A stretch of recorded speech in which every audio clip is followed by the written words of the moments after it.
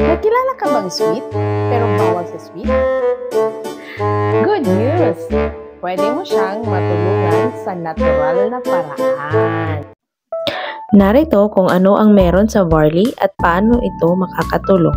Una, may beta-glucan. Nakakatulong magpababa ng blood sugar levels, pinapabagal ang absorption ng glucose sa dugo, tumutulong sa mas stable na insulin response. Ang barley ay mababang glycemic index, ibig sabihin hindi biglang tumataas ang blood sugar, mainam para sa mga diabetic o pre-diabetic. Para kay sweetie na bawal sa sweet, ito ang tunay na alaga. Barley tayo dyan!